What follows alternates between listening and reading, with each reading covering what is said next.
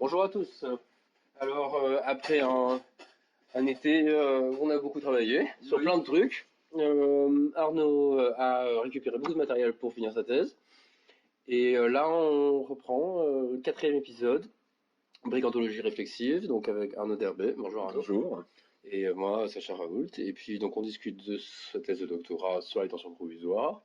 Et on arrive à un quatrième épisode où on va parler aujourd'hui du JLD, c'est-à-dire le juge des libertés et de la détention, et d'un grand principe de théorie du droit qui s'appelle le principe d'indétermination.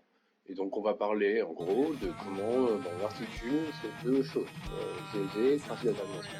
Voilà, allez.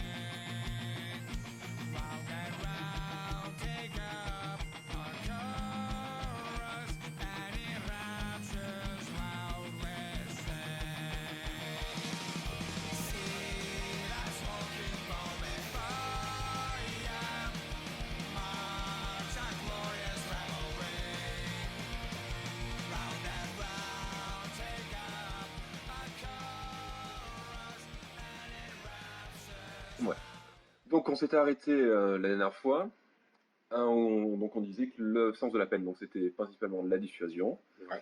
que la détention provisoire, en fait, dans ce cadre-là, était nécessaire pour punir efficacement, en fait, et promptement les individus, parce que avec l'allongement des procédures, etc., ça allait être de plus en plus compliqué, en fait. Parce que quand le brigand atteint cette phase où il veut dire je ne suis pas un brigand, pour ça il est obligé de te donner beaucoup de garanties, il va ralentir beaucoup les procédures. Et donc on arrive à... Et donc, si tu n'as pas un système pour être puni au début, tu seras jamais puni. Voilà, donc on en arrive là. Et on arrive à, du coup, à un nouveau un problème, c'est que les textes, en fait, qui régissent la détention provisoire, ne disent pas du tout ça, en fait. Non, ils disent pas ça du tout. C'est-à-dire que là, tout ce qu'on dit depuis le début, C'est faux, en fait. les textes disent le contraire. Voilà, c'est factueux. Voilà, Déjà, l'effet dissuasif, il est mentionné nulle part, dans aucun texte. sur la détention provisoire, en fait. Même Oui, pas le même sens pas, de la ouais. peine, hein. Non, non, dans aucun texte. C'est un truc qui est des plus intéressants. C'est le seul vrai sens de la peine et c'est celui qu'on dit nulle part. Voilà, ouais, Ça, c'est ouais. intéressant. Et la détention provisoire, évidemment, elle est pas du tout censée punir. Oui, parce que le sens de la peine aujourd'hui, il est dans la loi de pénitentiaire 2, Ouais. voilà. Réinsertion. C'est la réinsertion. Protection de la société. On sait pas ce que ça veut dire, mais bon, ça ouais. pourrait être dissuasion. Mais même ça, je veux dire, la détention provisoire ne s'approprie pas. Non. Parce que tout simplement, dans les textes, la détention provisoire n'a pas de sens punitif. Non, c'est pas une peine. Au contraire. Puisqu'on est présumé innocent. Voilà. Donc, puisqu'on est présumé innocent, ça Oui, peut c'est pas. tout le problème. Ça. Voilà. Et donc, où est-ce qu'on va en arriver? Ben, on vient d'arriver du coup que comment est-il possible qu'on décrive des pratiques, qu'on pense les décrire correctement, alors qu'on a des gens dont le métier est d'appliquer des règles de droit, et que ces règles de droit ne disent pas ce que nous on dit qu'ils font. Donc du coup, il y a une distance entre ce que disent les textes et ce que permettent les textes et la pratique, en fait. Exactement. Il y a trois éléments en fait, ce que disent les textes, ce que permettent ces textes, ce que permettent ce qu'on pense qu'ils disent, C'est le cadre, quoi. le cadre et les pratiques. Et donc du coup, ce qu'on prétend, c'est que on se trompe pas. C'est juste que les textes ne doivent pas être compris littéralement. En fait, l'interprétation littérale des textes ne permet pas de déterminer les décisions des magistrats. Ouais. C'est ça qu'on appelle le principe d'indétermination. Voilà. Donc c'est un principe qui vient de l'école du legal réalisme aux États-Unis dans les années 50. Puis ensuite a été surtout remis au bout du jour par les critical legal studies dans les années 80. J'aime beaucoup cette expression, le principe de détermination. Ça veut dire il n'est pas possible de déterminer les pratiques d'un magistrat à partir juste d'une lecture du droit des livres, en fait. Oui, il y a le philosophie de fauteuil, comme on disait. Ouais, voilà. il faut... Armchair, philosophie et armchair. Ouais. Ben là, c'est pareil. Là, nous, ce qu'on fait, c'est il y a le droit des livres et il y a le droit de la pratique. Voilà, il faut apprendre... Le droit des livres, c'est Ehrlich, Eugène Ehrlich, un des fondateurs de la sociologie du droit. Voilà. Et donc oui, c'est le truc qu'un avocat dit, oui, on apprend sur le tas, on n'apprend pas que dans les livres. Tu as vu ça en entretien, n'est-ce pas? Ils te disent ça en entretien, les avocats.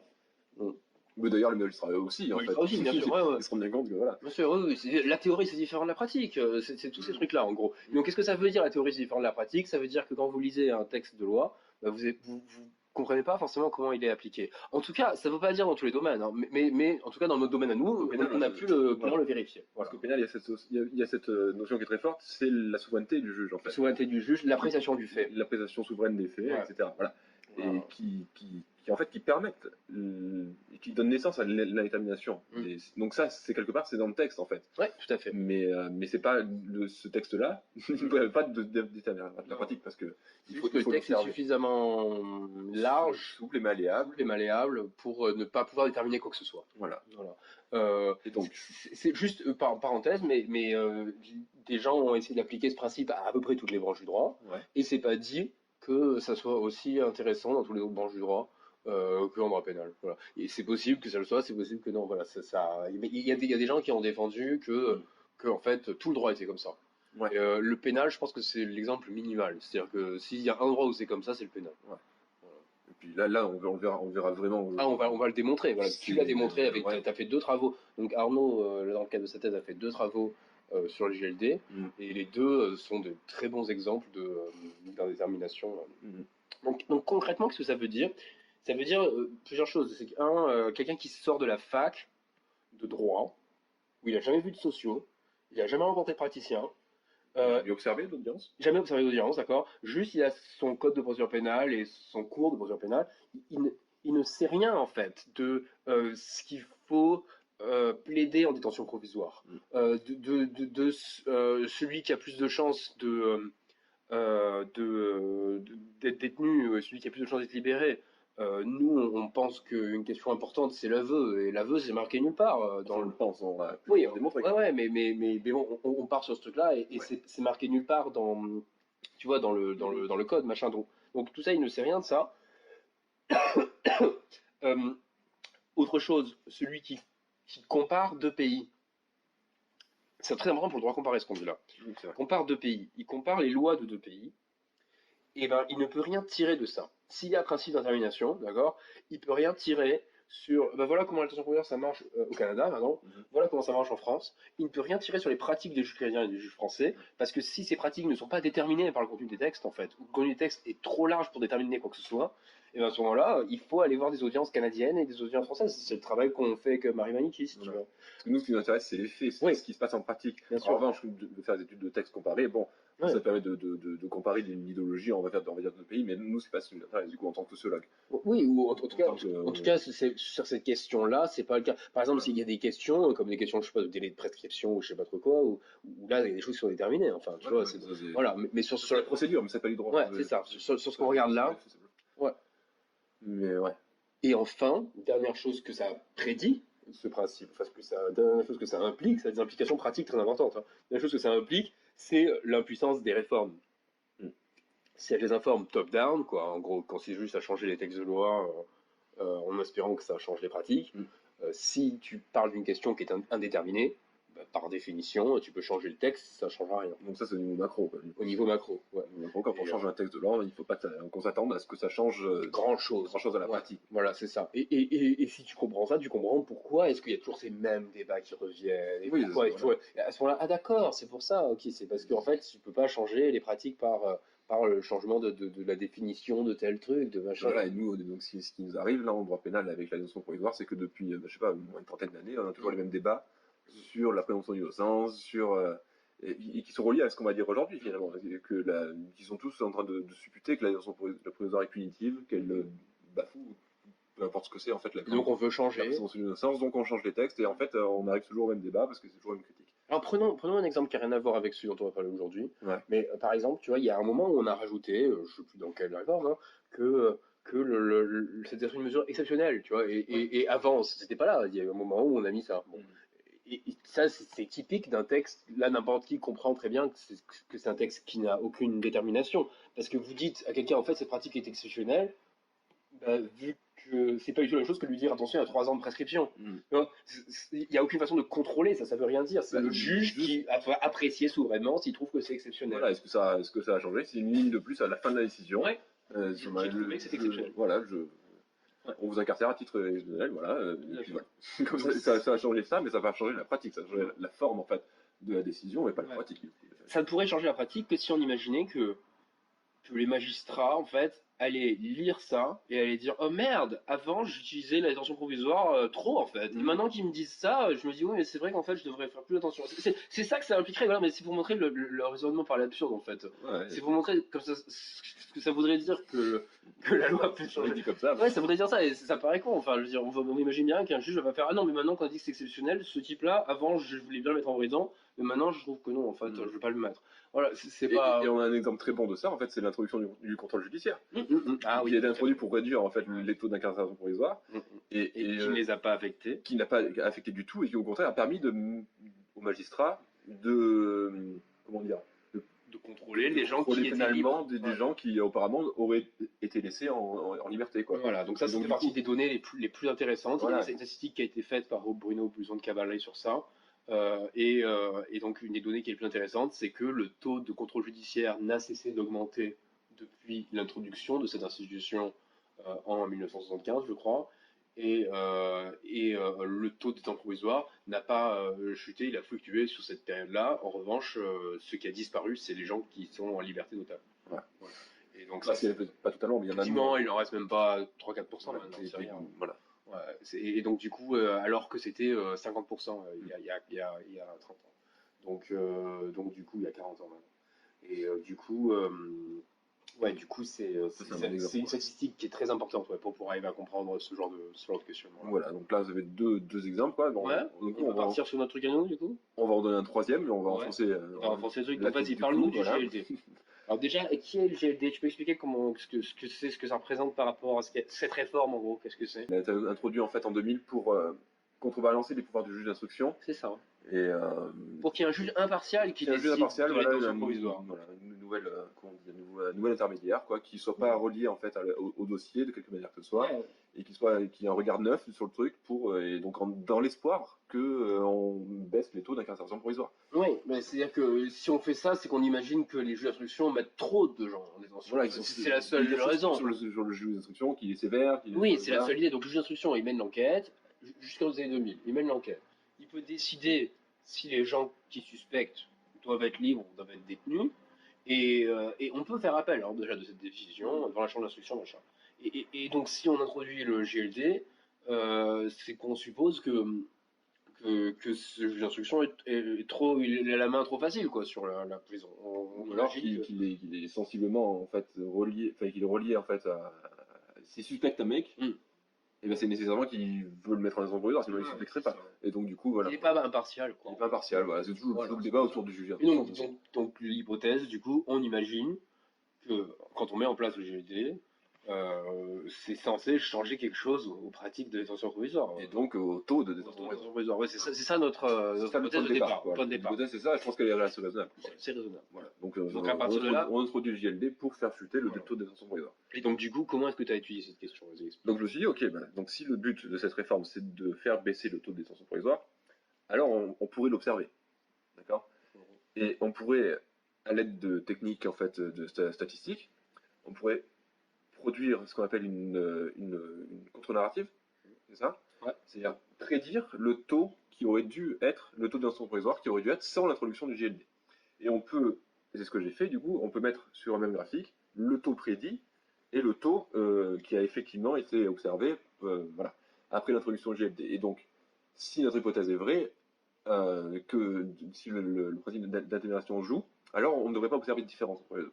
Ça veut dire que le GLD ne devrait pas faire autre chose que ce qu'aurait fait un juge d'instruction. Autre chose que ce qu'aurait fait un juge d'instruction, et donc le taux ne devrait pas être différent de celui. Le taux observé n'est pas différent de celui qu'on a prédit. Voilà. Et donc c'est ce qu'on a fait. Ouais, donc c'est ce qu'on appelle un forecasting. Voilà. C'est une technique qui est, pour l'anecdote, du coup, qui est utilisée en météo ou en bourse pour prédire les cours boursiers ou la météo du lendemain à partir de données préexistantes. C'est quoi? C'est des régressions? C'est des régressions, voilà. Donc pour faire ça, j'ai pris 8 variables en fait qui sont en sociologie en fait classiquement reliées au taux d'incarcération. Donc j'ai mis quoi? J'ai mis le taux d'éducation supérieure, j'ai mis le taux de chômage, 6 autres trucs, je ne sais plus exactement lesquels, mais des variables qui sont corrélées voilà, classiquement. Voilà. Donc c'est une hypothèse de pénal partagée, quoi. Voilà. Et à partir de là, du coup, j'ai fait le forecasting. Ouais. Et donc il y a ce graphique là qu'on envoie Ouais, Dalloz, ouais, Ouais. le prochain. Agi pénal, et donc il y a ce graphique où on voit les deux courbes, quoi, la courbe que tu prédis et la courbe réelle. Voilà. Donc alors, Donc ce qui se passe, c'est que la courbe réelle, pour le moment, ce qu'on observe, c'est qu'il y a une chute très forte, juste après l'introduction du JLD en 2000, mm, une chute très forte du taux d'incarcération qui reprend l'an d'après, qui remonte très fort l'an d'après, et qui ensuite fluctue comme dans un mouvement en fait qui était celui d'avant, quoi. Voilà, qui est celui qui est prédit. qui est celui qui est prédit surtout. Ouais. Parce Donc que là, ce qui est super intéressant, c'est que c'est une sacrée histoire. Du coup, ce que tu racontes là, enfin, l'histoire est super intéressante parce que du coup, ce que ça dit, c'est que la loi a eu un effet. ouais. Mais Mais que la structure en fait a repris sa marche, quoi. en un an. En un an, alors oui, ça marche. La structure pénale s'est adaptée Ouais. en un an, et pour reprendre le taux d'incarcération qui aurait dû être sans l'introduction du GLD. Donc du coup, ça remet en question quoi, le principe d'alternation quand même. C'est que la première année, finalement, ça a changé. Ouais, ouais. Tu vois. Donc, Ce que ça montre, c'est que non, ce que ça montre, c'est que l'indétermination, elle est, partielle. c'est En une fait. bonne théorie. C'est une bonne théorie. C'est une bonne théorie. C'est pas dans les faits, c'est pas vrai dans tous les détails, quoi. Voilà, ouais. Mm. Mais C'est une bonne théorie. donc là, voilà, Ouais. la conclusion, c'est ça, c'est que ça chute, mais ça reprend Ouais. tel qu'on aurait pu le prédire, quoi. Donc ce que ça veut dire, ça se rôle pour un législateur, par exemple, parce que normalement ils font ça, ils font des études d'impact. Ouais, et oui, ce qui est intéressant, Ils ont- c'est tellement contre-intuitif parce qu'un JLD, il ne donne pas raison aux requêtes qu'il a dans 100% des cas.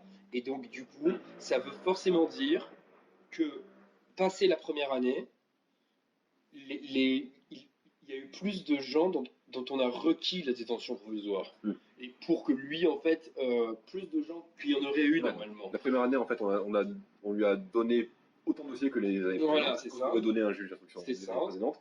Et Et voyant en fait la chute du taux, on a compensé. on a compensé par lui en fournissant davantage. Ouais. Et Ça paraît fou parce qu'évidemment, du coup. c'est la seule explication en fait. Ouais, c'est la seule explication possible. Et donc, du coup, ça veut dire que tout se passe comme si, ben, maintenant que le GLD en relâchait 10%, on allait lui en proposer 10% de plus.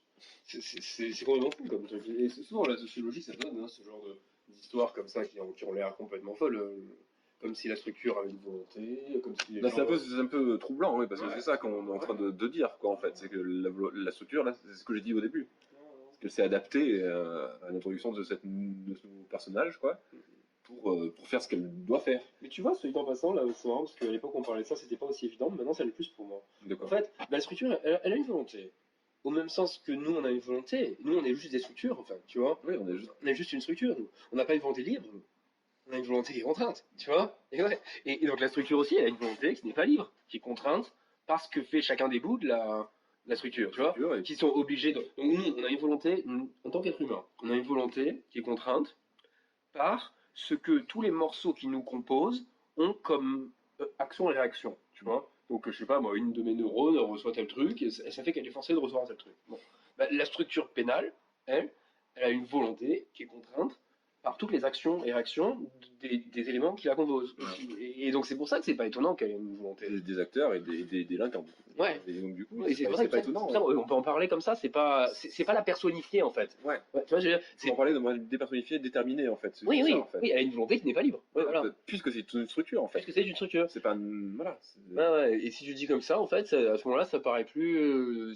En fait, oui, c'est juste évident alors. Ouais. Du moment que oui, elle a une volonté, ça veut dire qu'elle est en train de se mettre en mouvement dans un sens que tu peux prédire en fait. Oui, Parce que si elle la va volonté, là, c'est c'est qu'elle veut aller là. Hein, c'est tout. parce que étudier la volonté, c'est étudier autre chose que la détermination Ouais, d'un personnage, enfin d'un sens. d'une identité, quoi. Ouais, l'identité. Ouais. L'identité est déterminée à faire ça. Voilà. Et donc elle veut faire ça. Oui. Donc elle veut incarcérer provisoirement les gens. Voilà. Ouais, elle veut incarcérer provisoirement 50% des mises en examen. Mais elle veut incarcérer provisoirement les individus, tout en légitimant son action et en introduisant un JLD pour dire ce qu'on disait sur les brigands, quoi. Pour montrer. Pour avoir de moins en moins l'air d'un brigand. Voilà, c'est ça, pour mettre en place son idéologie et se dire non, voilà, j'ai une volonté, mais je la masque. Ouais. Voilà, c'est la prison qui dit pas son nom, quoi. Voilà.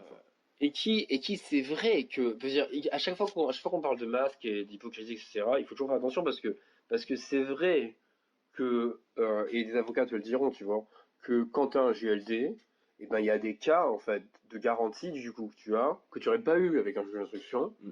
Mais simplement, c'est pas le quotidien, quoi. Mais il y a des fois où tu es vraiment content d'avoir un JLD, parce que tu Bien peux lui sûr. dire, attends, le juge d'instruction fait n'importe quoi, là. Et donc, on est vraiment dans une société qui est vraiment plus civilisée, Bien sûr. tu vois. Mm. C'est pas parce que, genre, en fait, ce bonus de civilisation qu'on a gagné ne joue pas dans la plupart des cas. La plupart des cas pénals, faut voir ce que c'est. C'est des mecs où enfin, faut voir ce que c'est. C'est des dizaines de tomes d'écoutes téléphoniques, ou alors, c'est bon, t'as bien ramené le machin, oui, oui, c'est bon, t'inquiète pas. Et après, tu vois, souvent, c'est très grossier, c'est pas aussi. Mais quand il y a un cas qui est vraiment problématique, Ouais, donc tout ça, ce que hein, tu dis, c'est pas que un masque. non, voilà, c'est pas qu'un masque. C'est juste que des cas problématiques Mm. qui étaient censés être réglés par ça, il y en a pas tant que ça. Voilà, mais il y en a. Et Ouais. quand il y en a, t'es content d'avoir ton JLD, Ouais. j'imagine, tu vois. Parce que tu peux faire un scandale. Et parce que moi, j'ai déjà vu une histoire où un JLD s'est fait engueuler par le procureur parce qu'il a libéré quelqu'un que le procureur voulait pas, et il l'a jeté dans le couloir, et machin, et ça montre que là, la personne était vraiment contente d'avoir un JLD, du coup. Ouais. Hein. Donc c'est pas parce que ça arrive pas tous les coups que c'est important de le dire aussi, ça. Ouais, ouais, je pense bien. Mm. T'as raison. Ouais, ouais, ouais. Après, en revanche, un autre truc aussi qu'il est important de dire, c'est que quand on fait un truc comme ça, on exagère en revanche beaucoup sur ce qu'on va vraiment pouvoir faire. Parce que le GLD, de toute évidence, le plus gros problème qu'il a, c'est qu'il n'aura jamais le temps de lire les dossiers qu'il doit traiter. Oui. C'est impossible. Voilà. Et donc, du D'autant coup, qu'on lui en donne de plus qu'avant. voilà, c'est ça, vraiment le Plus plus qu'avant. qu'avant. Et Tiens, voilà, ça fait sens. donc le juge d'instruction, il connaissait tout le dossier, Puisque c'est lui qui a puisque enquêté. c'est lui qui l'instruisait. Il gérait après une centaine de dossiers en même temps. Mm. Ça, c'était déjà considéré énorme. Et le GLD, par exemple, il doit en faire 10 dans la journée. Tu vois. Et donc, c'est impossible de lire 10 dossiers d'instruction dans la journée. Mm. Physiquement impossible. Et donc, du coup, il y avait même eu un arrêt, je me rappelle que j'ai commenté un moment là, de est-ce que c'est une cause de nullité si le dossier n'a même pas été déplacé dans le cabinet du GLD. Tu te rappelles de ça? Non. Et il disait non, c'est pas une cause de nullité. Donc là, il y avait la preuve qu'il avait pas lu, tu vois. Il y a la preuve qu'il avait pas lu. Et il disait non, tout le monde sait qu'ils peuvent pas les lire. Mm. Et donc, c'est vrai que voilà, il y a plusieurs couches, quoi, en gros, tu vois. Ah ouais, ouais. Parle du deuxième, parce que le deuxième, pareil, alors Donc là, on a fait le premier principe de détermination qu'on a observé au niveau macro, au niveau de la structure, du coup. ouais, au niveau de la structure, on voit que ça, on voit comment la structure permet qu'il n'y ait pas trop de détermination par les textes, en gros. Voilà, On peut ouais. dire comme ça. Parce qu'en fait, elle est déterminée par autre chose que les textes. Ouais, exactement, parce qu'elle est déterminée par autre chose que les textes. Voilà. Et donc, cette indétermination, je l'ai observée, du coup, au niveau micro, c'est-à-dire dans les décisions. J'ai analysé la fréquence d'apparition des termes dans les décisions. Et donc, ce qu'il faut savoir, c'est que dans les décisions du coup de GLD, il y a d'incarcération, hein, du coup. Donc, il énonce les différents critères pour lesquels il met en détention provisoire. Et l'un des critères, c'est la représentation en justice. Et à ce moment-là, apparaît la notion qui n'est pas juridique, qui n'est pas enfin légale en fait d'ailleurs, la notion de garantie de représentation. C'est quelque chose c'est une notion qui est partagée par l'ensemble des acteurs du système pénal, mais qui n'est pas non plus, qui n'a pas de substance en fait juridique. Et donc, mais qui permet d'incarcérer, enfin qui est à l'origine de l'incarcération de beaucoup d'individus quoi. C'est le critère le plus utilisé. Oui, on va dire, voilà, vous pouvez vous incarcérer parce que vous n'avez pas de garantie de représentation. Voilà. Et Ce donc, qui veut dire que vous allez prendre la fuite. voilà, ce qui veut dire qu'on pense que vous allez prendre la fuite. Vous ne pouvez pas garantir que vous serez représenté en justice. Donc, on vous incarcère provisoirement, et c'est pas plus que voilà, pas parce que vous n'avez pas avoué, pas parce que vous avez Ouais. parce que c'est grave, etc., mais parce que vous n'êtes pas suffisamment de garantie. Donc ça veut dire plein de choses. Enfin, on l'observe du coup. C'est utilisé dans plein de ces cas différents. Par exemple, le cas d'un individu qui n'a pas d'attache familiale et qui donc peut être immobile parce qu'il n'a pas d'attache familiale et donc il peut partir à l'étranger. Pas de domicile, ça Pas c'est de- le pas cas de le domicile, plus. voilà. Les Oui, SDF je vont parlais, toujours voilà. en prison parce que tu vois, c'est un super exemple. Oui, Les voilà, SDF. les SDF, voilà aussi. Toujours en prison, pas de garantie de représentation, vous êtes un SDF, pas de domicile. Mais ça recoupe plein de choses. Donc, Ah, ça peut ouais. être le domicile, ça peut être la famille, ça peut être l'emploi aussi, ça peut Ouais, être. l'emploi. Le statut d'étranger. Oui, ça, voilà. C'est une des raisons pour lesquelles c'est des trucs très, très gênants quand même. C'est-à-dire que quand on est étranger, on dit ah ben c'est étranger, il a forcément des attaches à l'étranger, donc il peut fuir à l'étranger. Ouais. Ouais. Et Et donc du coup, ce que tu as fait, c'est que tu as fait du text mining en fait. j'ai fait du text mining, J'ai voilà. regardé du coup quel mot revenait pour savoir. Quand on parle de garantie de représentation Ouais. dans les décisions, j'ai extrait cette partie-là et j'ai fait du text mining sur ces parties-là, donc sur les 117 décisions que j'avais en possession. Et pour analyser les mots, les associations de deux mots les plus communs. On appelle ça des bigrammes en text mining. Et donc, ce qu'on observe, c'est que l'association de deux mots les plus courants, en fait, Donc voilà, le sérieux en premier, donc c'est à plus de 100 occurrences, c'est les pénalités encourues. Ouais. Ensuite, c'est le casier. Ouais. Et ensuite, en troisième position, mais très très loin, du coup, ça fait c'est exponentiel, hein, voilà le truc, c'est l'activité professionnelle. Ouais. Et donc là, c'est super intéressant parce qu'on va prendre ces deux premiers cas là, pénalité encourue et casier. Casier. Et donc, on pourrait imaginer un autre droit, genre le droit canadien, Mhm. dont j'en rappelle plus exactement, mais bon, où il pourrait ne pas y avoir de notion de garantie de représentation, mais il pourrait marquer que parmi les raisons pour lesquelles on peut mettre en détention provisoire, il y a si l'affaire est extrêmement grave, ou si vous avez des antécédents judiciaires. Et ça serait pas le même droit que le droit français. Et en fait, ce que tu prouves là, c'est que ça reviendrait au même. Parce qu'en fait, quand les gens disent en France, vous n'avez pas de garantie de représentation, ce qu'ils entendent, c'est la plupart du temps, euh, vous, vous avez une peine encourue très élevée, c'est parce que vous avez fait très grave, donc, et donc du coup, on peut pas vous faire confiance pour vous enfuir, parce que n'importe qui s'enfuirait s'il risquait 10 ans de prison. Et donc, et ça, ils le disent, hein, c'est comme ça. Et donc du coup, Ou alors, il y a un autre truc, c'est que vous avez fait un truc déjà très grave, enfin, vous vous souvenez d'avoir fait un truc déjà très grave, donc rien ne vous empêche de faire un truc un peu moins grave qui est la fuite. ouais, par exemple, Aussi. c'est ça. Ouais, ouais. Et donc, ce qui veut dire qu'on s'attendait pas du tout. Quand vous avez une loi qui vous dit c'est pour empêcher les gens de fuir, vous pouvez pas imaginer que l'application principale de ça va être de dire c'est pour l'appliquer aux gens qui sont soupçonnés des trucs les plus graves en fait. Mm. Donc ça c'est le premier. Et le deuxième, c'est le casier qui là du coup consiste à dire il faut traiter différemment les récidivistes. Mm. En fait, ce qu'on va dire de plein d'autres façons différentes, à plein d'autres endroits du code. Hein. Vous avez la notion de récidive légale, vous avez la notion de réitération. Il y a plein de façons de dire que les gens qui ont un casier, ils vont pas être traités pareil. Et pareil, c'était très difficile d'imaginer quand on voyait 40 interprétations, d'imaginer ce que ça voudrait dire en pratique. C'est que les juges se serviraient en fait de ce texte pour traiter différemment les gens qui ont les antécédents. Oui, et le truc que j'ai fait, donc, que je vais refaire cette année aussi, c'est que j'avais demandé à moi des détenus, du coup, qu'est-ce qu'ils, eux, ils entendaient par garantie de représentation. Ouais. Parce que c'est important, du coup, parce que si c'est ça le critère le plus utilisé, alors il vaut mieux que les individus concernés, Le sachent. par la procédure, le sachent, au courant Et donc, j'aurais demandé ce qu'ils entendaient par là, eux. Ouais. Et ce qu'ils comprenaient de ce que voulaient dire les magistrats. Et donc, ce qu'ils comprennent de ce que veulent dire les magistrats, c'est apparemment, c'est ce que j'ai dit au début, ce qu'on a dit au début, c'est l'emploi, le domicile, la situation familiale, Ouais. et en aucun cas les pénalités encourues.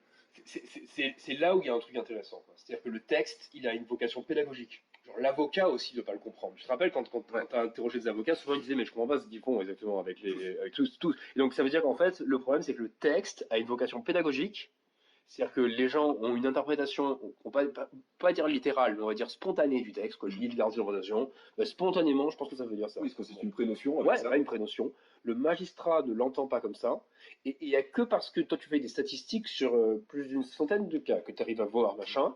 Mais quelqu'un qui voit ça pour la première fois et on lui dit la notion, il comprend pas que ça veut dire ça. Et donc c'est très dérangeant pour la défense, parce que voilà. Ouais, donc il y a une contribution intéressante et je pense que l'article, on va le tourner sur ça. Ah ouais. Ça leur plaira dans Régime pénal. Ouais, c'est vrai que. Tourner sur, tu vois, qu'est-ce que ça veut dire sur une intermination? Ça veut dire que le JLD, vous avez raison d'avoir des doutes sur qu'est-ce que ça a apporté. Ça a apporté des choses, mais ça n'a pas apporté autant que ce qu'on imaginait. Voilà. Et deux, ça veut dire que non seulement il ne suffit pas de lire votre code de procédure pénale pour comprendre comment ne pas aller en DP, et parfois le code, en fait, ne voulant pas dire des choses très crues, du genre vous pouvez mettre quelqu'un en DP s'il a fait un truc grave, ou s'il a un casier, ou s'il avoue pas, par exemple, pour revenir sur le truc dont on parlera dans plusieurs épisodes, à ne pas le dire, du coup les gens ne le comprennent pas en fait. Et du coup l'avocat comprend pas la décision, le mis en examen comprend pas la décision, et ça pas il y a beaucoup de pédagogie en fait. Non, non, voilà. Et ça rentre en compte. Du coup, c'est un peu contradictoire avec le fait de ce qu'on disait à l'épisode précédent, c'est qu'on met des individus en prison ou en détention provisoire, à défaut de pouvoir les punir, par une vraie peine, on va dire, pour dissuader en fait aussi. Hein. Ouais. Et le problème de ce... Là, on voit que le mécanisme en fait de la brigandonologie, en fait, voilà, elle est un peu foireuse en fait, parce que du fait même qu'elle soit pas pédagogique, que la pratique n'est pas compréhensible, alors comment est-ce qu'on peut penser qu'elle dissuade Parce que non, là tu te trompes. Parce que le but n'est pas de dire quoi que ce soit à la personne que que tu emprisonnes. Le but, c'est de montrer aux Pour autres. les autres. C'est de montrer, Ouais, voilà. ouais. On ne dissuade pas pour la personne. La personne, c'est un dommage collatéral. C'est pour Ouais, ça voilà. que les gens sont tellement gênés de leur faire du mal. Voilà, donc Ça ne sert à rien pour elle. parce que pour elle, ça n'a pas de sens au point du micro, Non. ce que tu Non. expliques souvent, ça. Voilà. C'est que ça n'a pas de sens pour le magistrat, pour la personne, ça n'a pas de sens du point de micro. C'est un peu pour le point de vue macro. Voilà. Là, C'est la structure dissuade, car la structure met les gens en prison. Voilà. C'est pas les magistrats Non, qui mettent c'est pas. Et ça sert à rien pour la personne qui y va. Mais ça sert pour les autres. C'est-à-dire que les autres voient que quand vous arrachez un téléphone dans la rue de quelqu'un, vous allez en prison. Même s'il y a une instruction qui est ouverte parce qu'on vous soupçonne de faire partie d'un réseau d'arracheurs de téléphone, vous allez quand même en prison. Et donc du coup, ils voient que c'est puni, quoi. Alors que si c'était pas puni, s'il y avait pas de détention provisoire, ben, ils verraient que les gens arrivent en faisant des appels et tout à ne pas aller en prison. Et donc du coup, c'est comme si c'était autorisé en fait. Ouais, donc du coup, c'est ce qu'on montre en fait. Ouais. C'est que quand on observe un grand nombre de cas, on voit que ce sont les pénalités encourues, les trucs les plus graves, qui sont à l'origine en fait des incarcérations provisoires. Exactement, et donc que c'est bien punitif. Et le casier judiciaire, c'est aussi un critère punitif. Oui. Les deux critères, en gros, c'est la gravité et le casier. C'est-à-dire qu'en gros, et puis l'emploi, c'est les trois critères de la punition, en gros. Warren pense qu'il le montre. Oui, voilà, c'est ce que montre Warren sur travail sur les comparaisons immédiates. Ouais, Voilà. ouais. C'est-à-dire qu'en gros, on fait un escalier, c'est-à-dire ça fait combien de fois. Et puis deux, plus vous avez fait c'est grave, plus vous montez vite l'escalier. Et puis trois, on est prêt à pas vous punir si on risque de détruire une situation professionnelle bien stable. Ça peut, voilà. Encore que ça peut se discuter, voilà, on est prêt. Ça se discute déjà. Voilà. C'est un truc. Voilà, ça se discute. Mais sinon, c'est en gros, il y a un escalier que vous montez d'autant plus vite que ce que vous avez fait est grave. Globalement, c'est ça. Voilà. Et du coup, le fait que tu vois qu'à travers la notion de garantie d'augmentation, en détention provisoire, on emploie exactement la même logique en fait que la logique qu'il va y avoir au tribunal correctionnel quand il va s'agir de punir les gens en prison. C'est super intéressant. Ça montre que la détention provisoire est en pratique punitive et que si les gens ne comprennent pas ce qui se passe, c'est parce qu'en revanche, elle ne dit pas qu'elle l'est.